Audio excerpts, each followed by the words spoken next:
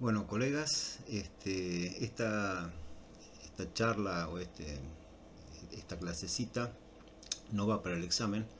Esto es un pupurrí de distintas curiosidades que existen en la investigación en oncología y que posiblemente, digamos, no las escuchen en otras partes de la carrera. O sea, algunas sí las saben, pero por las dudas alguno capaz que no las sabe y entonces, bueno, por lo menos alguna vez alguien les avisó. Este, hay partes que tienen diapositivas, o sea, con las citas, etcétera, porque las tenía acá en casa, pero otras no, es solamente hablado porque todas las fotos, los slides, etcétera, lo tengo en la computadora del Rofo y desde que empezó la pandemia, digamos que no he vuelto a ver el Rofo, ¿no? Bueno, acá va una serie de, o sea, no tiene ningún orden. Entre tema y tema hay una diapositiva que está vacía en azul. ¿Tá? Rus y Bittner, ¿quiénes fueron estos señores? Rus es el del sarcoma de Rus.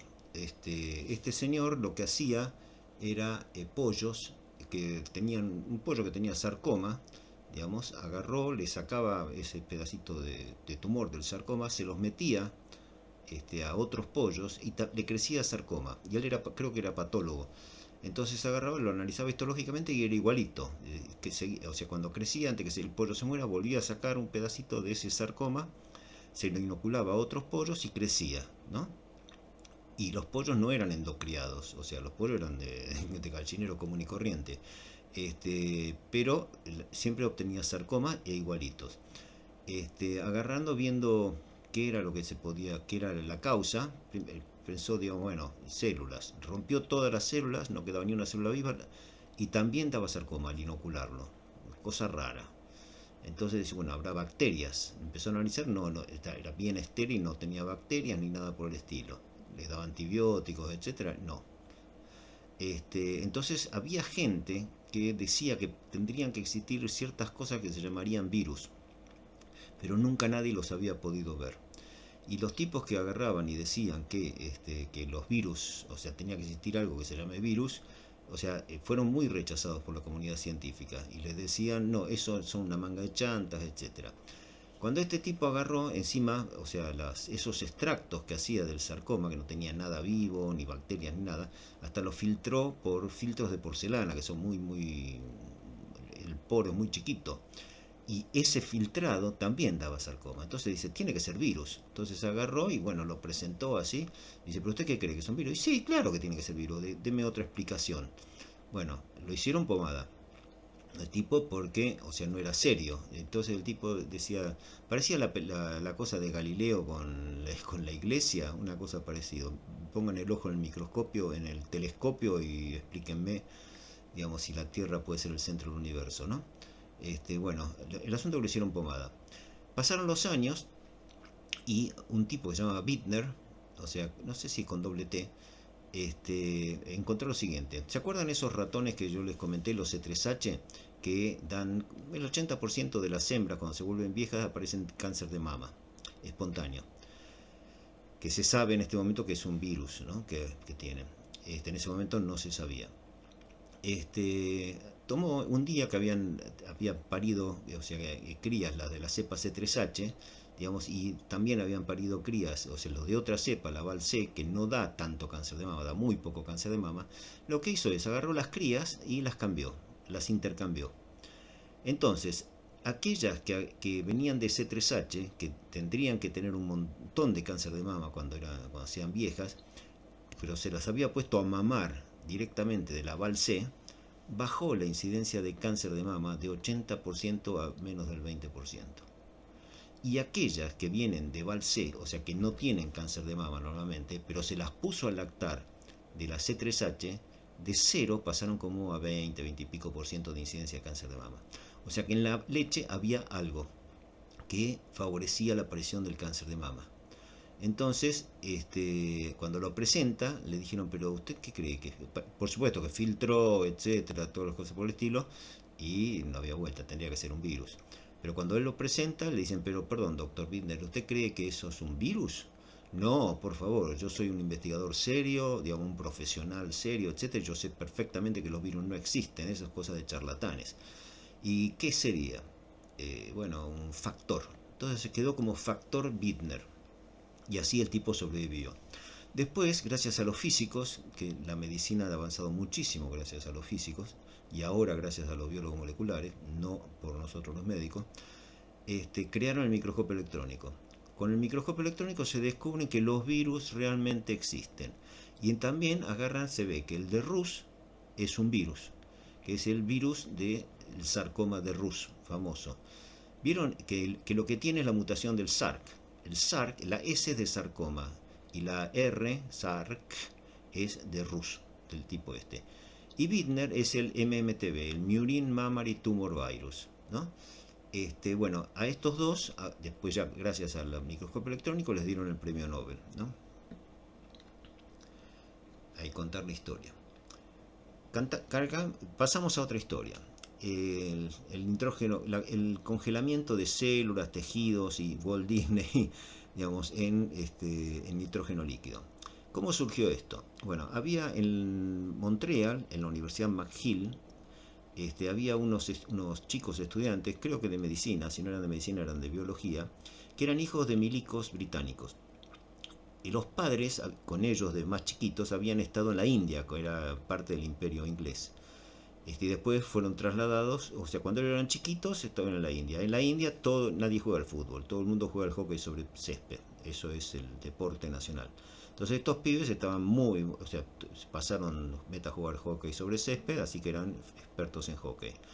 Cuando los padres los trasladan a Montreal, a Canadá, ellos se ponen a estudiar justo en la McGill University, y ahí hace mucho frío. Y cuando hay frío, todo el mundo patina sobre hielo. Y ellos estaban con los palos de hockey y de repente encuentran un sapito congelado. Y el sapito entonces lo empezaron a golpear con el palo de hockey y patinaba sobre el hielo, muy lindo. Estos pibes, cuenta la leyenda, entonces crearon el hockey sobre hielo. Digamos, por eso en Canadá, digamos, el hockey sobre hielo es el deporte, es uno de los deportes, digamos, nacionales, digamos, ¿no? El día que es la final, o sea, no salgan a la calle, digamos, así, y el día que es la final de fútbol pueden salir tranquilamente porque nadie se entera. Este, y lo que pasó con estos, los pibes eran estudiantes, al descongelar el sapito, se descongela y sale clac, clac, saltando vivito y coleando. Tratan de hacer eso con el perro, el gato, cualquier cosa y no, se muere, ¿no? Pasa como con una botella de vidrio, o sea, el agua, o sea, cuando se cristaliza ocupa más volumen y ¡pac! Se ensancha y rompe cuanta membrana. Y para que exista vida tiene que haber una membrana con distintas concentraciones de un lado y del otro, si no, no hay vida, ¿no? Es un cuchillazo. Empiezan a investigar y resulta que ven que cómo hace la rana para el sapito para sobrevivir. Tienen una glándula que segrega glicerol. Cuando empieza a bajar la temperatura empieza a segregar el glicerol impregna todas las células del cuerpo y cuando baja la temperatura, menos 20, menos 40 grados, que es lo que existe ahí en esa zona, a la intemperie, la temperatura baja a eso, el cuerpo, pero no se forman cristales. Bueno, esa metodología es la que empezaron a utilizar e inventaron el congelamiento de células, primero haciendo así, con glicerol. Después, ahora en este momento, el glicerol ya no se usa, son otras técnicas, el dimetilsulfóxido, pero con muchas proteínas, hay distintas técnicas, ¿no? Pero así comenzó, serían las mismas personas, los mismos muchachos british que de la Universidad McGill los que crearon eso. Eso es lo que cuentan por lo menos los de la McGill, ¿no? Acá otra historia. Esto me lo comentó Daniel Cardinali, que es un argentino con bastante, o sea, capo en melatonina a nivel mundial. Y resulta que todo el mundo había descubierto la melatonina, que está alta de noche, etcétera, pero nadie había descubierto el receptor. Si hay una hormona, tiene que haber un receptor. Lo buscaban, millones de dólares a subsidios, etcétera, muchos tipos muy inteligentes buscando y nadie lo encontraba. Hasta que de repente agarra y aparece un paper en el cual alguien publica receptor de melatonina. Entonces Carolina dice, epa, alguien lo descubrió finalmente, lo encontró. A ver dónde buscó, en qué órgano. Y dice, no, este órgano, yo busqué en este órgano. Y no solo yo, fulano, mengano, perengano, también buscamos en este órgano. A ver qué animal utilizó. Y no, utilizó los mismos animales que había utilizado él, que otros, etcétera, ¿no? Pero ¿qué técnica habrá utilizado? Y no, la misma técnica, digamos, que era la clásica, digamos, que se utilizaba en ese momento. Dice, no puede ser. Dice, a mí no me dio, al otro no le dio, a tipos importantes no le dio. Este tipo es un chanta, este tipo miente.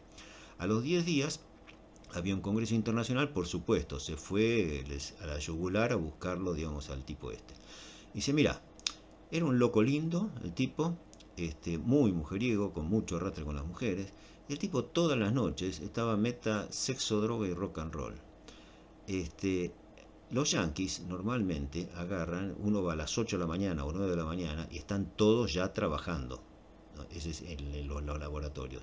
Este no, este como se lo pasaba todas las noches de juerga, digamos, caía recién mediodía, 1 de la tarde, recién con una sonrisa de oreja a oreja, porque lo había pasado muy bien, y recién ahí saludando, hi, etcétera, ahí sacaba la melatonina del freezer y de ahí se iba al Animal Facility, al bioterio, a buscar los animales.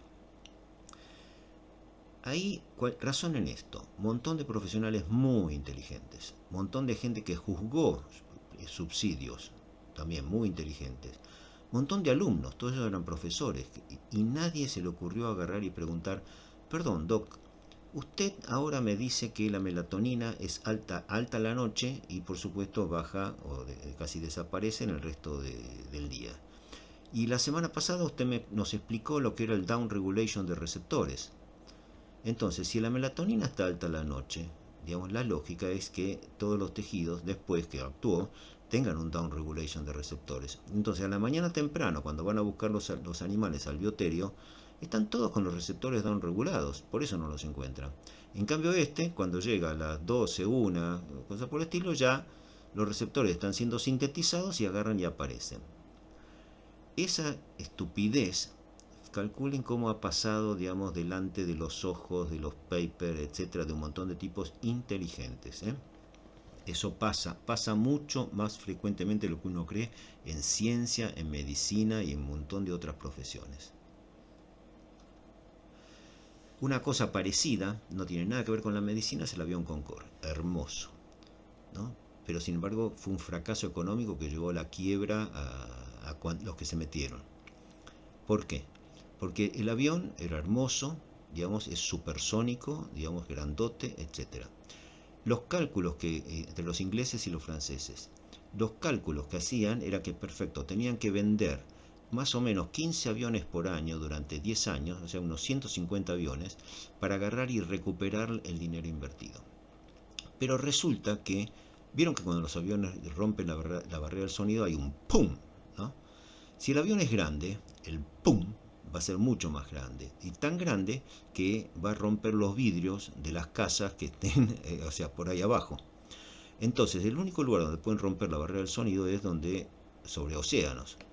Entonces se hacen los viajes de París o Londres hasta Nueva York, Boston, por sobre el Atlántico, o desde California hacia Los Ángeles o San Francisco hasta Tokio.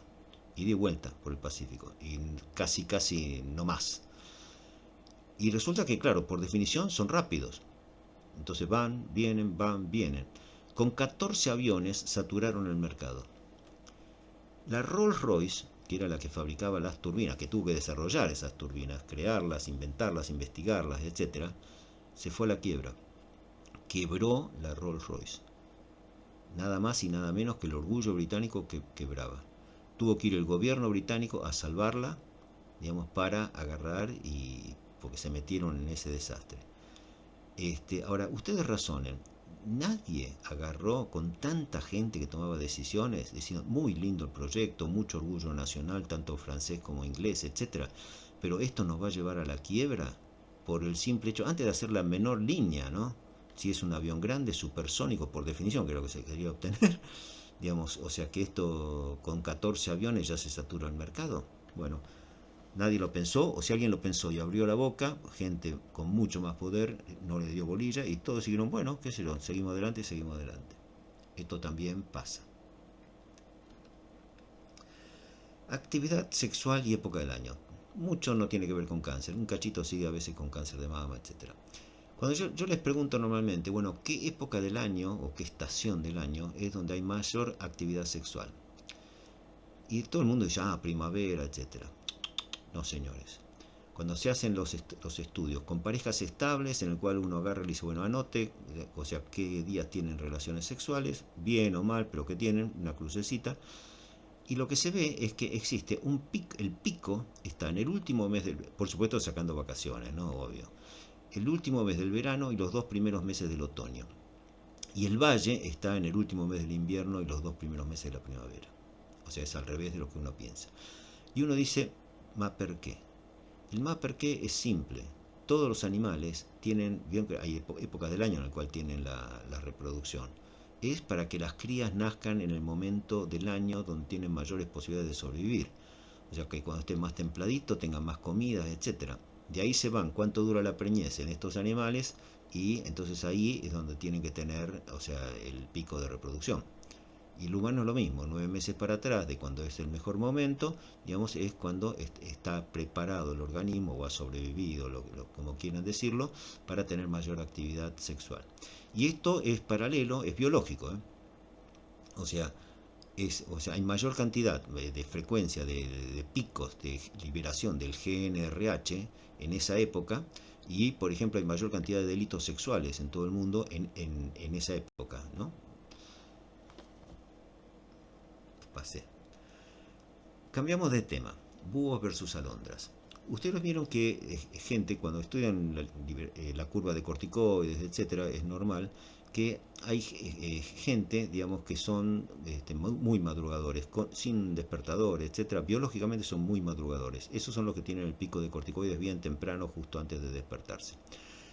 Y hay otros que son dormilones, y, o sea, pero ya desde chicos, no cultural. Y que eso recién el pico de corticoides está, digamos, al mediodía. Y otros que tienen, hasta hay algunos que tienen 2 picos de corticoides, son tipo A y B. Los que son mañaneros serían los alondras. El alondra es un pájaro que es muy mañanero, ¿no?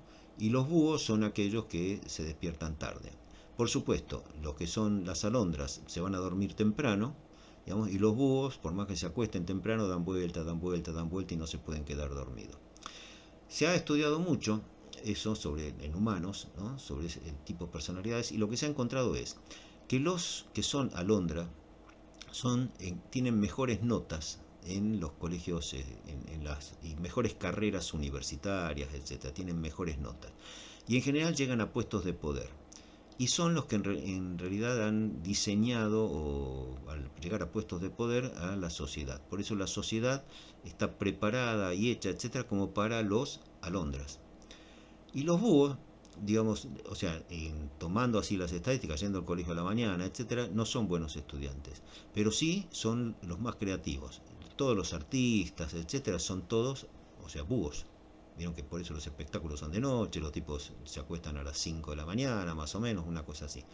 Lo que también se ve es que los búhos, o sea, tienen mayor incidencia de todo lo que sean adicciones, drogadicciones, etcétera, mayor incidencia de suicidio, mayor incidencia de problemas psiquiátricos, etcétera. Las teorías son dos. Una, que tienen por biológicamente, o sea, son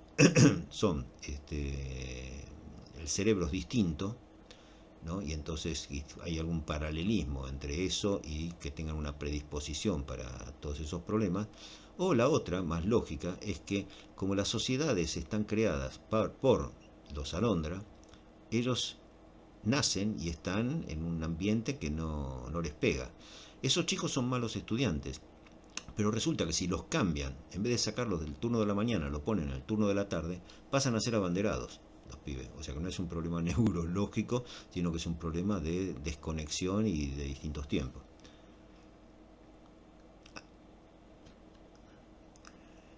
Otra cosa que tiene poco que ver con, ya van a ver, con medicina, pero que tiene que ver. Siempre pregunto quiénes son hinchas de River. Entonces, bueno, el club River Plate, como casi todos los clubes de fútbol, se fundaron entre 1900 y 1910. Esa fue la época de oro. Cuando se funda el club River Plate, bueno, el primer partido que lo juegan contra un equipo de estudiantes de la Facultad de Medicina de la Universidad de Buenos Aires. Y perdió 3-1. O sea que River empezó ya, digamos, perdiendo 3-1. De los 3 goles del equipo de estudiantes de medicina de la facultad ahí en la UBA, los 2 goles los hizo un delantero bastante habilidoso que se llamaba Bernardo Husay. Bernardo Husay es el que fue el primer premio Nobel argentino de ciencias, por todas las cosas que hizo sobre diabetes, etcétera. Un tipo, un bocho que a los 20 años se recibió de químico y a los 24 de médico, ¿no? Y que aparte del tipo de medio cabrero, y aparte de ser buen jugador de fútbol, también era un buen jugador de rugby, etcétera. Se metía en política, por eso, digamos, lo echaban en todos lados, y era de agarrarse a trompadas, ¿no? O sea, eso cuando dicen que los grandes bochos, etcétera, son tipos que se la pasan solamente estudiando. No, no, no. Este era un bocho y muchos no solamente estudiaban. Este es un libro que se los recomiendo. Este está escrito, o sea, salió en la traducción en castellano, salió el año pasado, está en Eudeva y sale barato, no me acuerdo si 700 pesos o algo por el estilo. Está hecho por un matrimonio que son argentinos, que trabajan en Boston hace muchísimos años. Y es interesante para leerlo, no para agarrar y tomar a pies juntillas todo lo que dicen, etcétera, pero sí para abrir la mente. Porque el resumen de estos, de la forma de pensar de ellos, es que uno habla de cáncer, digamos, como diciendo células que estaban tranquilas, etcétera, ¡fum! Hay algo que las pichicatea para agarrar y ponerse a dividir. Y ellos dicen que no, que es al revés. Digamos, el asunto es lo natural para bacterias, células, etcétera, es dividirse. Ese es el estado natural, no es estar dormidas. El estado natural es ciclar, ciclar, ciclar, ciclar. Cuando se forman los organismos estos pluricelulares, etcétera, de repente aparecen los frenos. Entonces, un organismo como el humano o algo por el estilo tiene un montón de frenos puestos. Y lo que pasa con el cáncer no es que de repente está estimulada para agarrar y dividirse. No, es que se rompe un freno, nada más. O sea, y con eso es la forma de pensar. En vez de growth factors, ellos dicen que no existen growth factors, existen inhibidores de arrest factor, una cosa así. O sea, no es para tomar a pies juntillas todo, ¿no? Etcétera, pero sí es una forma, sobre los mismos datos, una forma distinta de agarrar y ver, y que se los recomiendo. Es un librito relativamente chico, barato, es de Udeva, de la editorial de la Universidad de Buenos Aires. Y bueno, ese es un libro que hizo mucha roncha, fue muy exitoso, ya desde 1990 y pico, ¿no? Pero en inglés y en francés, y no sé, en otros idiomas, y recién el año pasado se tradujo al español, aunque los dos son argentinos, ¿no?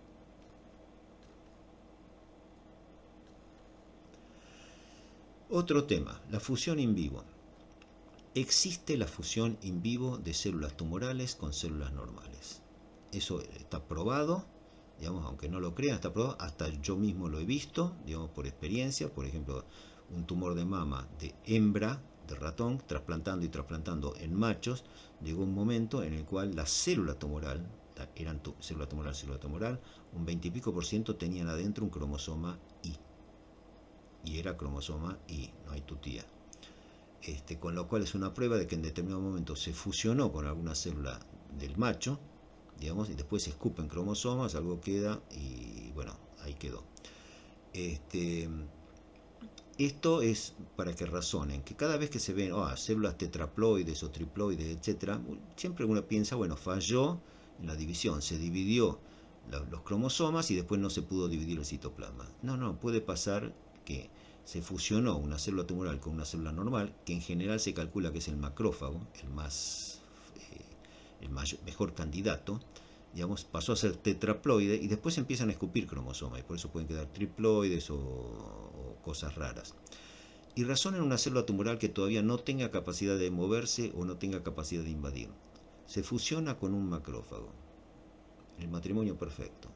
La volvió mucho más maligna porque el macrófago sí que puede moverse y sí que puede invadir, sí que puede liberar proteasas, etcétera, ¿no? Ténganlo en cuenta. Efecto Reves. Este Reves fue un tipo, un médico, que lo que descubrió, investigó, etcétera, es esto. Cuando ustedes, por ejemplo, en un ratón le ponen, inoculan células tumorales, si le tienen que poner 100.000 células o 1 millón de células o algo por el estilo para que el tumor crezca. Si le ponen 10.000 células o 5.000 células nada más, no crece. Por más que dejen pasar el tiempo, digamos, no crece. Hay excepciones, lo tengo probado, digamos, por mí mismo, pero son casos raros, ¿no? Ahora, si ustedes le ponen, qué sé yo, 20 células nada más, Pero resulta que esas 20 células están mezcladas, tumorales, ¿no? Vivita y coleando, están mezcladas con un montón de células tumorales o normales muertas, o sea, en medio de un montón de cadáveres, ahora crecen. Esto es para que razonen lo siguiente. Uno le pone un tratamiento en el cual mató al 99,9% de las células tumorales. Ese 0,1% que quedó vivito y coleando, al estar tan rodeado, digamos, de tantos cadáveres celulares, no se va a morir por adhesión. Al contrario, todos esos cadáveres le favorecen, digamos, la supervivencia y posterior crecida, posterior recidiva, ¿no? Ese es un efecto que se llama Reves, como el apellido, con los acentos así, ¿eh? No están bien puestos. Y fíjense que esto es de antes que ustedes nacieran, ¿eh? No es nada nuevo. Otro médico importante, un cirujano británico, David Taring, todavía está vivo, sigue publicando, pero en Estados Unidos. Y lo que veo es esto. Carcinoma creo que era el papilífero de ovario, que normalmente no da metástasis a distancia, pero sí da siembras peritoneales, muchísimas, y se llena de ascitis. Entonces a las pacientes hay que agarrar y estar pinchándolas a cada rato para desinflar y sacar la ascitis. Eso es muy peligroso por los peligros de infección. Entonces él obtiene un permiso para que se les permita hacer una cirugía de desvío de un shunt, digamos, desde el peritoneo para que todo ese líquido pase, o sea, no sé si vía, o sea, no sé la parte quirúrgica, pero pasa a circulación general. Cuestión de que abren una sola vez, hacen ese shunt y después nunca más. No tienen que estar pinchando y listo. Bueno, las pacientes mejoró la calidad de sobrevida, el tiempo no fue el mismo, se murieron creo que al año y medio más o menos de promedio, igualito que las controles, pero de mejor calidad de vida. Cuando les hacen las autopsias, todos los órganos estaban llenos de células tumorales del tumor de ovario, pero llenos, y vivitas y coleando. Las sacaban y crecían en agar blando, etcétera, vivitas y coleando, pero no pudieron encontrar ni una mísera mitosis. Y miren que tenían hasta en la punta de los dedos, si quieren, células tumorales. ¿Qué significaba eso? Eso era la primera prueba a nivel humano de que el asunto de la teoría suelo-semilla, digamos, bien probada, que no hay discusión. Ahí estaban las células tumorales vivitas y coleando, quedaban arrestadas en todos lados, pero ninguna crecía, todas se quedaban en G0. O sea que faltaban en los otros órganos sustancias que les favorezcan el crecimiento, que sí la encontraban en la cavidad peritoneal o en el ovario, pero no la encontraban en otros lados. O al revés, que en todos los otros tengan frenos, digamos, o sea que no las tienen en la cavidad peritoneal y en el ovario.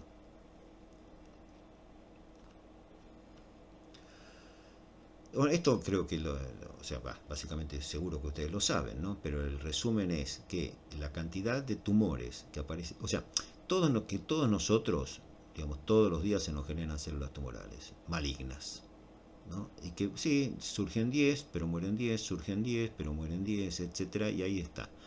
O que todos nosotros tenemos microtumorcitos, digamos, pero malignos, pero que se mantienen ahí estables y que en la perra vida van a agarrar y crecer tanto como para dar una manifestación clínica. Ahora, ¿qué va a pasar y a qué van a sufrir ustedes? El asunto es este. Con todas las técnicas nuevas que están apareciendo, los cuales para marcadores moleculares, algunos, digamos, si hay 10 o 100 células tumorales en algún lado, chao, ya es detectable, no el sitio, pero sí por moléculas marcadores, ¿no?, que estén circulando, de que hay un tumor. Entonces ustedes van a detectar, este tipo tiene un tumor de tal, porque está el marcador acá bien presente, y no hay tutía, la única célula que lo puede liberar es la célula tumoral, esa. Entonces empezar a buscarlo, buscarlo, buscarlo. Van a empezar a aparecer en los diarios que aumenta la incidencia de tumores, porque antes aparecía tanto y ahora es el doble, el triple, etc. No, solo el muy bajo porcentaje de esos tumores van a llegar algún día a dar clínica.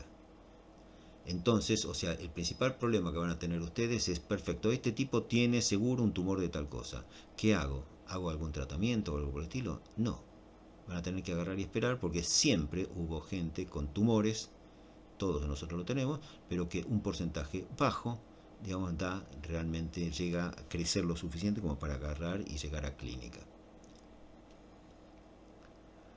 Bueno, esto, el número de células que hay en un simple gramo de tumor. Una cosa que tienen que agarrar y escuchan muchas veces que la célula tumoral es muy inteligente porque agarra, fíjate cómo se defiende, fíjate cómo evade, cosas por el estilo. No, señor. La célula tumoral no es inteligente, no tiene neuronas ni nada. La célula tumoral es una infantil. Se chupa el dedo. ¿Por qué? Porque ella lo único que hace, no hace nada original. Lo único que hace es lo que ya hizo cuando era infantil, cuando era un embrioncito. Cuando era un embrión, meta dividirse, meta moverse, meta invadir, etcétera, meta ir aquí y allá, todas esas cosas. Digamos, cuando llegó adulta, ya el órgano es, nena, te quedas tranquila, madura, ¿no? Y agarrás y madurás, no te dividís y te quedas quietita acá en este pedacito de órgano. Y de repente, cuando le agarra como es que le dicen, una remisión, bueno, una vuelta a la infancia, ahí es cuando se vuelve tumoral. Empieza otra vez a dividirse, otra vez a moverse y otra vez a invadir. Por eso las similitudes, o sea, siempre cuando les dicen, entonces las células tumoral o de tal tumor expresan o tal cosa o tienen tal característica, etcétera, diferencia de la célula normal, siempre pregunten, perdón, de esas células cuando son embrionarias, ¿es lo mismo? O sea, para saber, ¿repite lo que ya ha hecho en su época embrionaria? Van a ver que el 90% de los casos es así. Bueno, los resultados siempre tómenlo con pinzas, etcétera. No se casen con ninguna teoría por toda la vida. Otro tema, perros. El olfato de los perros, que son muy buenos, etcétera. Bueno, acá le paso toda una serie de literatura que, o sea, ya habrán escuchado alguna vez que existen, bueno, cada vez hay más y en buenos journals, etcétera, y mucha investigación que el olfato de los perros puede ser mejor sensor, digamos, de positividad, digamos, mayor cantidad de más efectivo que los mejores marcadores.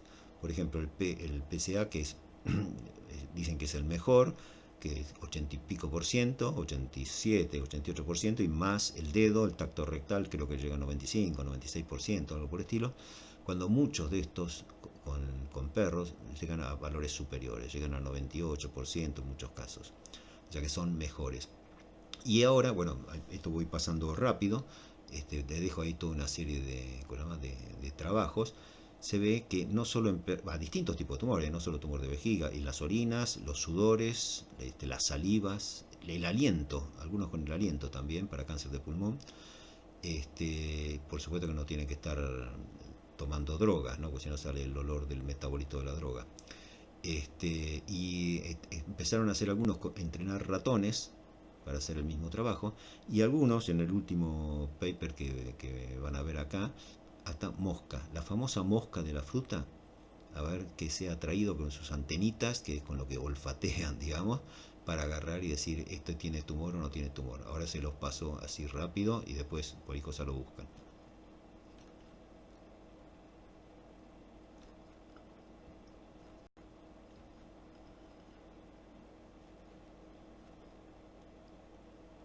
Ah, y acá una cosa que me olvidaba, que no solo para cáncer, por ejemplo, ven en este trabajo para hipoglucemia, también pueden agarrar y detectar.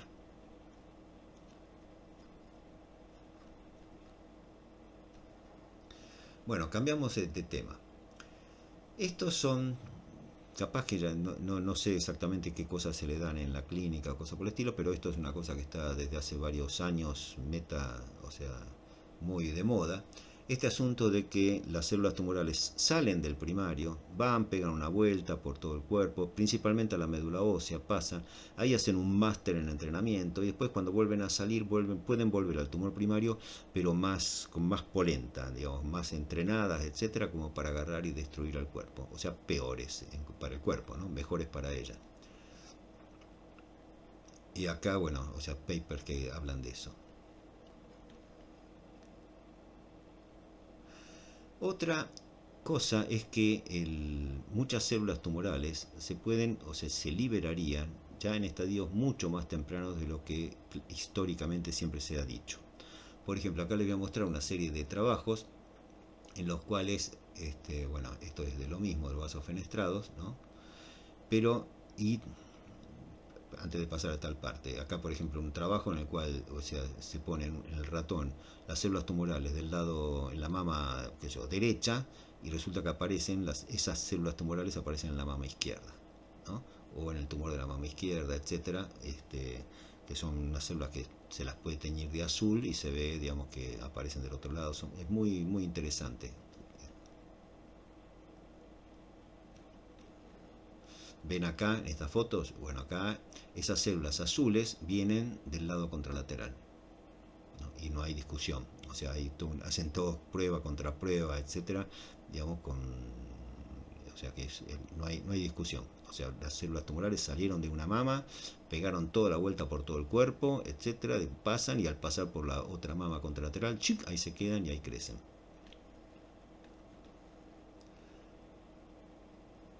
Ahora, una cosa que uno se pregunta es, ya que las células tumorales repiten lo que hacen de chicas, y esto, digamos, de migrarse, yo no sé si, o sea, no lo comenten demasiado, ¿no? Pero la sensación que yo tengo es que será así solamente una característica de células tumorales, o realmente, digamos, fisiológicamente existe esto de liberarse células normales, ir, pasear por el cuerpo, volver al órgano, etcétera, digamos, trayendo enriquecimientos y cosas por el estilo. Que yo sepa, nadie se lo puso realmente a agarrar y a buscar, ¿no? Y es difícil de detectar, porque yo, por ejemplo, miro, o sea, en un aula y sí, los alumnos están todos sentados así, pero yo no sé si después algunos no se cambiaron del banco derecho al banco izquierdo, etcétera, o sea, porque son todas igualitas, las celulitas parecen todas iguales, no tienen un anteojo, otra barba, etcétera, como para agarrar y distinguirlas.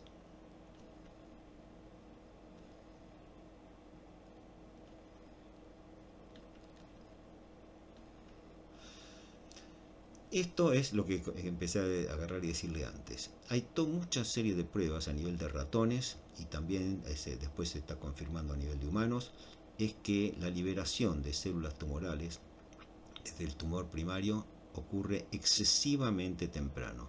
Y hasta hay pruebas acá en algunos trabajos que les paso ahora acá más adelante, en unos ratones en los cuales se hace toda desde displasia mamaria a carcinoma in situ, a carcinoma invasor, etcétera, que ya cuando hay displasia mamaria, ya hubo liberación de células tumorales y que las encuentran en médula ósea. Sí, aunque no lo crean, es así, está bien hecho el trabajo y eso es lo que pasa. Entonces son los que apoyan las teorías de que las metástasis, o sea, este asunto de que no, ¿cómo se van a liberar, etcétera, si está requete probado? Ven los patólogos que la membrana basal está intacta, etcétera. Sí, los patólogos ven la membrana basal intacta con hematoxilina eosina, pero cuando se hace con microscopía electrónica, se ve que hay agujeros por donde se pueden escapar las células tumorales. Esto, digamos, tienen que tenerlo en cuenta, digamos, o sea, este asunto de que las metástasis pueden llegar a ser fenómenos paralelos y no un fenómeno, primero el tumor primario crece la clásica, ahora se empiezan a liberar, sino como que empiezan ya desde el principio, digamos, y después cada cual evoluciona por su cuenta. Y que el crecimiento del tumor primario, en algunos casos dicen, facilitaría el crecimiento de las metástasis, aunque hay otras teorías en que dicen que hace lo contrario, ya cuando es grande, compiten e inhibe el crecimiento de las metástasis, por eso cuando se extirpa se da lo que se llama el incendio metastásico post cirugía.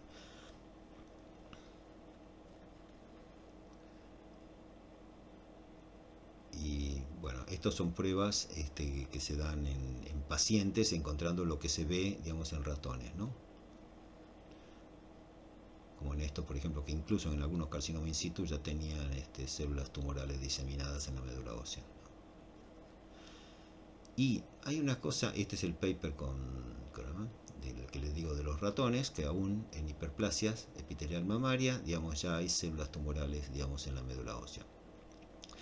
Este, un comentario al margen. Siempre agarran, o sea, en los libros se dice de que, bueno, si algo da metástasis es tumor y maligno, no hay tutía. Yo pregunto, ¿hay algo fisiológico normal que pueda dar metástasis? Sí, la placenta. Cuando las mujeres que están embarazadas, cuando tienen la placenta, existe la liberación todos los días de más o menos casi 1 gramo por día de placenta, digamos, de trofoblasto, que es liberado a la circulación va por vía sanguínea, digamos, llega a pulmón, se arresta, hace el mismo proceso que la metástasis. Calculen que si ustedes llegan a ver un trofoblasto invadiendo, asusta, digamos, es una célula tumoral, pero no sé, pero es la Madre Teresa de Calcuta en comparación con, no sé, los vikingos. La tumoral respecto a la placenta. La placenta invade en una forma terrible.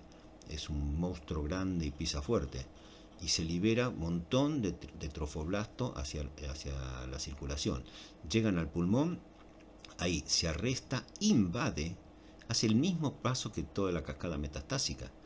Pero resulta que después, en vez de crecer, no, agarra y desaparece, sin dejar daño, ni inflamación, ni cosa por el estilo. Eso, cuando lo leí eso a principios de la década del 80, yo pensé, digo, epa, ya que las células tumorales o los tumores repiten cosas fisiológicas nada más, ¿no será que esas metástasis, digamos, de trofoblasto que hace o sea, la placenta, digamos, no serán a propósito porque ese asunto favorezca el crecimiento del feto? Y no será entonces que un tumor, cuando empieza a agarrar y dar metástasis, lo haga a propósito, digamos, para agarrar y que las metástasis esas le favorezcan por el mismo mecanismo el crecimiento del tumor primario? Yo no le he podido responder, no he escuchado a nadie, digamos, que haya intentado verlo, etcétera, pero bueno, se las dejo picando también, ¿no? O sea, como para tener esas cosas en mente.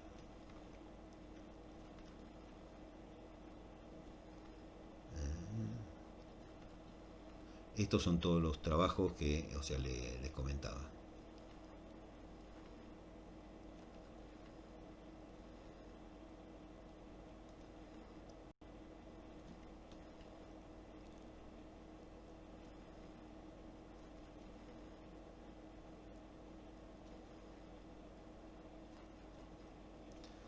Bueno, cambiamos de tema. Ahora vieron que está muy de moda todas estas vesículas pequeñas, exosomas y microvesículas, cuerpos apoptóticos, vesículas extracelulares, etcétera.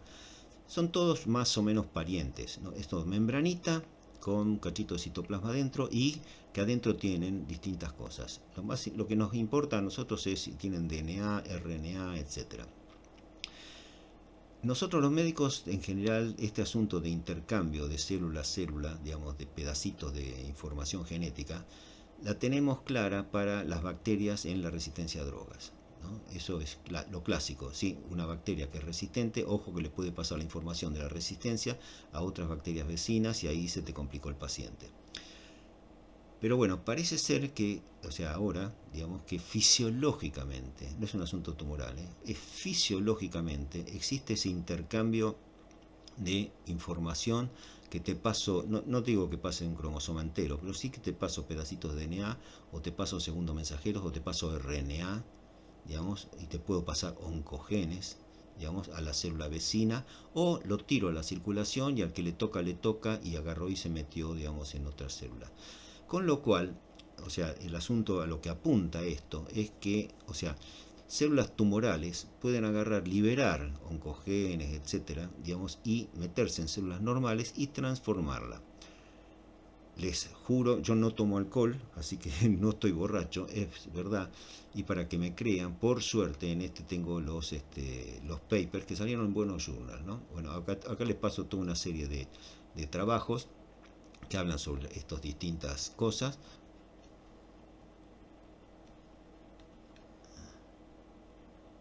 Bueno, sobre cada una de estas, etcétera.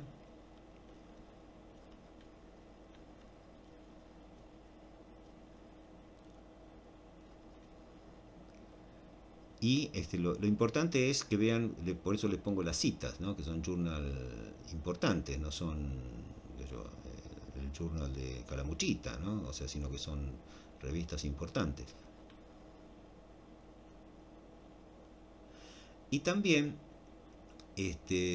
o sea, aparte de transmitirle cosas que puedan agarrar y anormal volverla tumoral, lo que se busca es, ojalá, que se haga la transmisión de normal a tumoral. A ver si una tumoral la podemos serenar, etcétera. Por ejemplo, si tiene un oncogen fallado, digamos, que se le pueda agarrar y meter, o sea, un oncogen normal, digamos, para que lo normalice, ¿no? O un antisense, ¿entienden? Esto ven acá, en International Journal of Oncology, de la transmisión lateral de la agresividad en cáncer de mama. Las malas las vuelven malas a las buenas, pero las buenas no volvieron buenas a las malas. Eso por ahora fracasó, pero no hay que perder las esperanzas.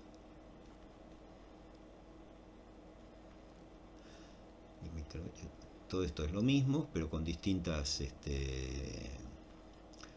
vesiculitas, digamos, ¿no?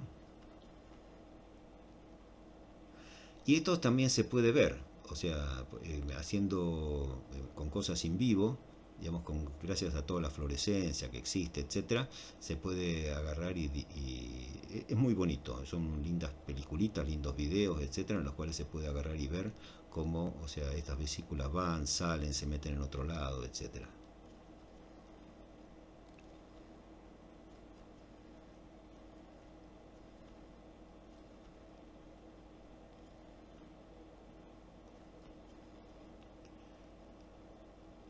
Y como ven acá, ¿no? Que se meten, se puedan integrar y hacen daño.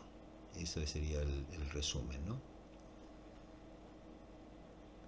Y por ejemplo, este es un dato interesante, que en algunos papers dice, abajo de todo, dando DNasa y RNasa a muy bajas dosis disminuyen el desarrollo de metástasis. Claro, como que van destruyendo las, las vesiculitas o el contenido de vesiculitas que agarran y generarían los nichos, ¿no?, metastásicos.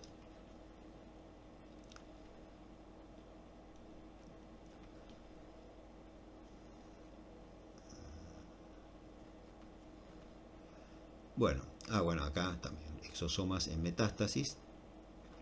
Le metí demasiados de estos, ¿no? Pero... Y también hay transferencia de resistencia múltiple a drogas, ¿entienden?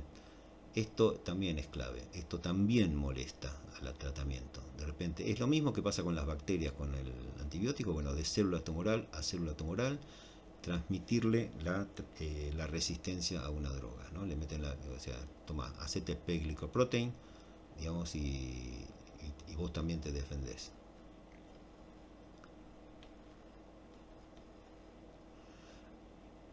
Una cosa, bueno, que me había olvidado, es en el libro este de Sonnenheim, vuelvo para atrás, para no tener que grabar, el matrimonio argentino, etcétera, que ven esto.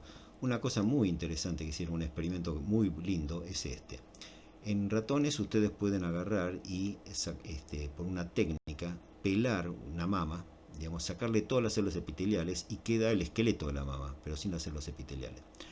En modelos clásicos en los cuales se les da un carcinógeno químico a las ratas, con los cuales se sabe perfecto que daña el DNA, etcétera, de las células, y después aparece a tal edad aparece, o sea, todos los estadios, digamos, del cáncer de mama. Lo que se hizo es, se les dio a unas ratas esos carcinógenos químicos bien probados, etcétera, y cuando, o sea, ya se sabe que están modificadas, los DNA, etcétera, se sacaron todas esas células epiteliales y también se sacaron las células epiteliales de ratas controles y se hizo un enroque. O sea, las células epiteliales que venían normales se las metieron adentro del estroma, digamos, o sea, el esqueleto que quedó vacío de las ratas que habían recibido el carcinógeno químico, o sea, ya semanas, meses atrás. Y las células que estaban ya modificadas, ya con su DNA dañado, digamos, se las metieron en el esqueleto que quedó de mamas normales. Uno esperaría dónde diablos va a aparecer los tumores de mama. Obvio, iban a aparecer en donde entraron las células epiteliales que venían dañadas. Aquí que sucedió al revés. No es que trabajaron mal, lo hicieron varias veces, etcétera, y sucede así. O sea, porque ellos son de la teoría de que la célula tumoral no es que hasta hay gente que dice que la célula tumoral no existe, que el cáncer es una enfermedad, el cáncer cell no existe, el cáncer es una enfermedad de tejido, no es una enfermedad de célula. Y es algo parecido como que si ustedes tienen un edificio, digamos, y no es que de repente unos vidrios empezaron a explotar, se sale la arquitectura, falla la arquitectura y ahí se empieza a descalabrar todo. Y entonces es algo parecido, que si agarran, dice, si el tejido le empieza a fallar la arquitectura, o sea, el estroma, digamos, ahí es cuando se desreprime y empieza a agarrar y le viene la anarquía y empiezan a aparecer los tumores. No sería que la célula tumoral es la que empieza a agarrar y romper la arquitectura y se libera, sino al revés, ¿no? Que es la arquitectura la que primero se altera, digamos, y eso agarra y permite que, bueno, se desregula. Muchos dicen que, bueno, la discusión clásica es huevo o gallina, ¿no?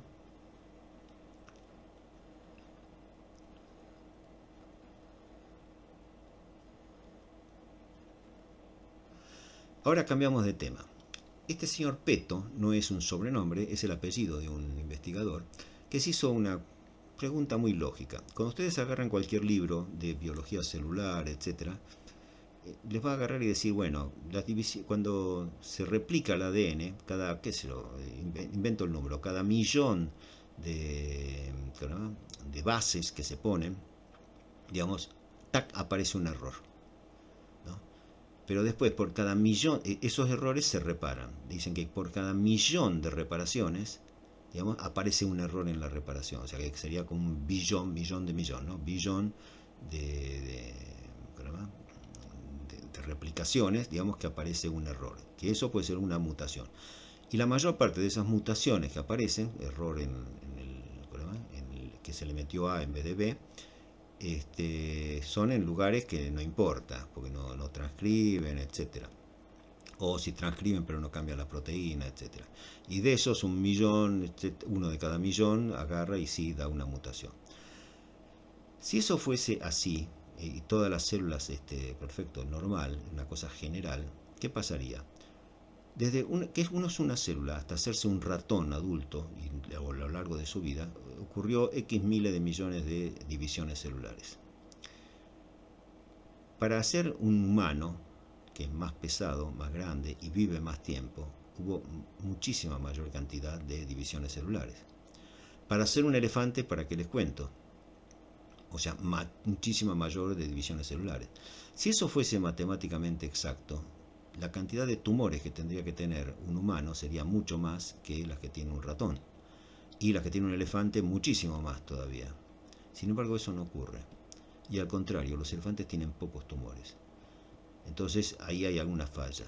Salvo que empiezan a investigar y lo que ven que los sistemas de reparación del ADN, digamos, en el humano son mucho mejores que en los ratones.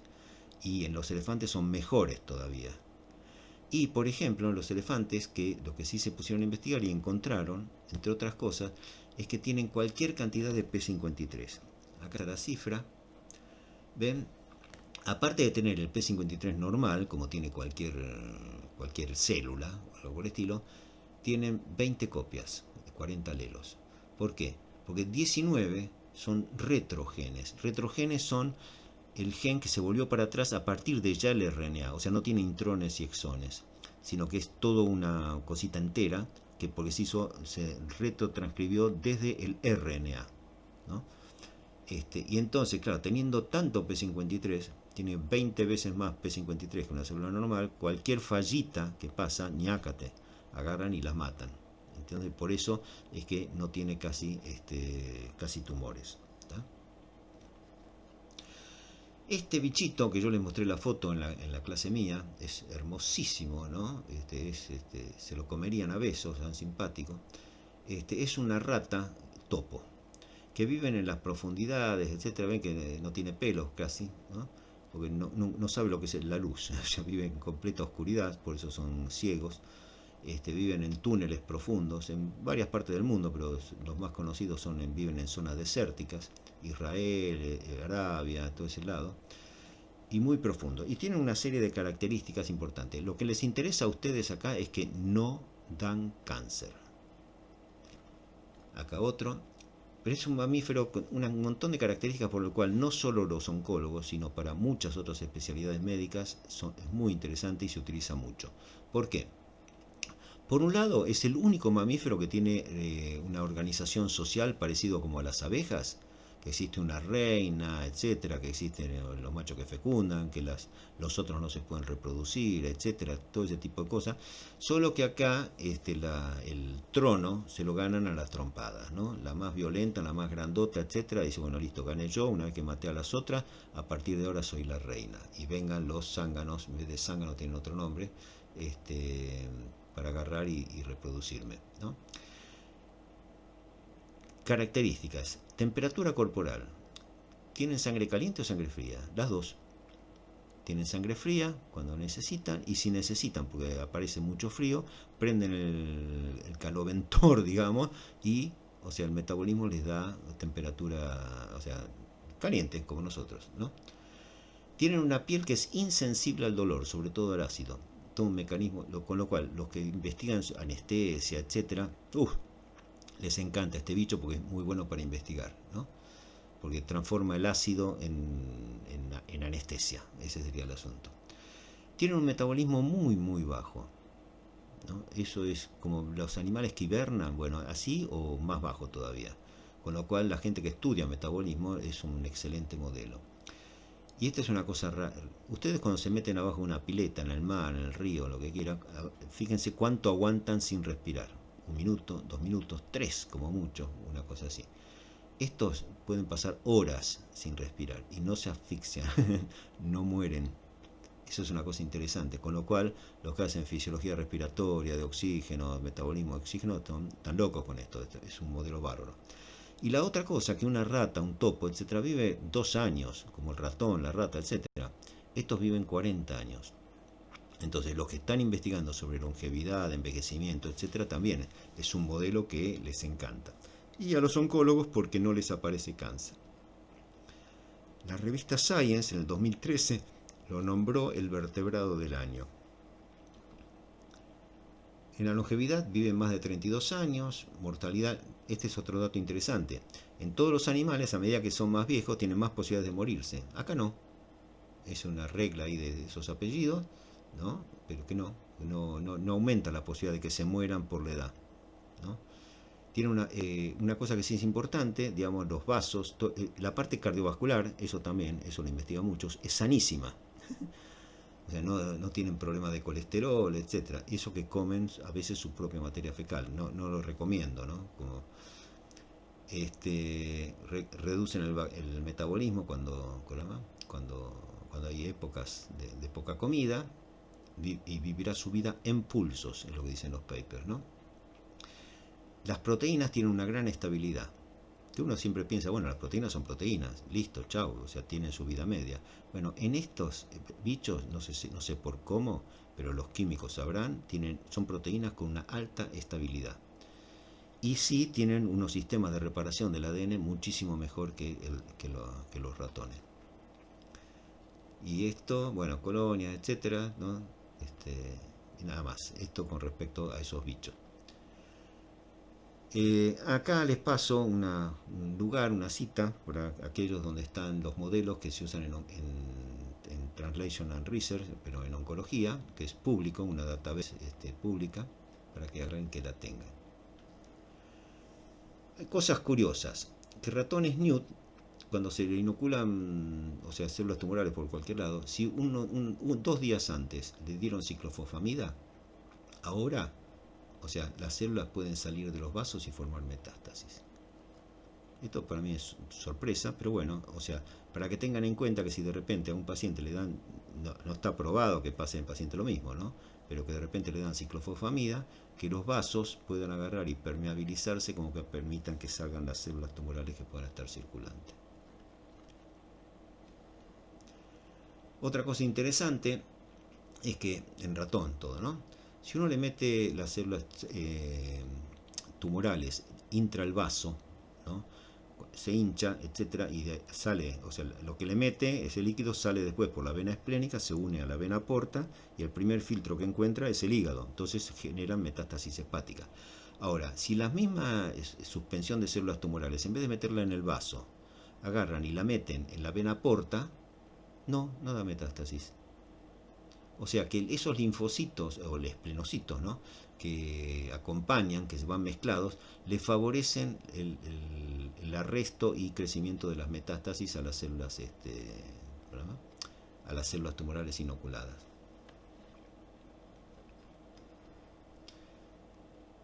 Bueno, hay métodos en imágenes muy lindos, interesantes, cada vez o sea, estos que hacen los PET-CT, etcétera, ¿no? Para detectar hasta nichos premetastásicos y hasta nichos, ¿cómo se llama? Nichos de dormancy, ¿no? Y bueno, hay gente que se hace preguntas, ¿no? Si los nichos se pueden ser manipulados, etcétera. Si los exosomas se pueden utilizar bien para llevarle droga. Y quedan todas esas preguntas abiertas, que se las dejo ahí como para que agarren y que, o sea, que razonen, que las piensen y traten de responderlas, ¿no? Y acá, para terminar, una cosita es, no es que nos pongamos románticos, hermanos, esto no tiene nada que ver con cáncer, pero sí como para que puedan agarrar, tener una conversación interesante sábado a la noche con un asado entre amigos.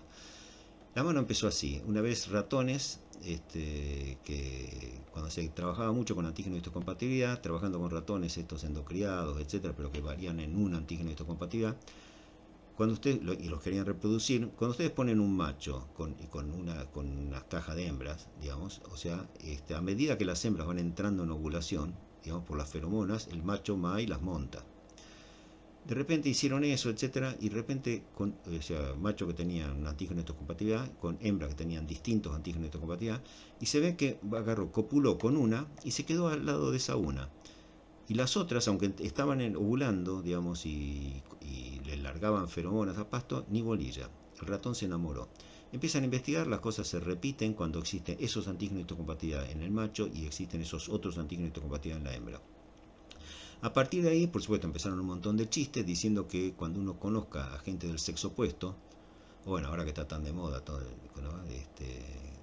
Hagan lo que quieran, cada cual con el sexo que quiera, en vez de preguntarle, ¿de qué signo sos? Te van a preguntar, ¿qué HLA tenés? ¿No? Y surgieron un montonazo de papers que estaban muy interesantes, y en humanos, ¿no? Por ejemplo, el HLA en humanos con la elección de la pareja y la satisfacción sexual, el no sé qué, que qué sé yo, y el asunto de piel, bueno, pasaría por los antígenos de histocompatibilidad.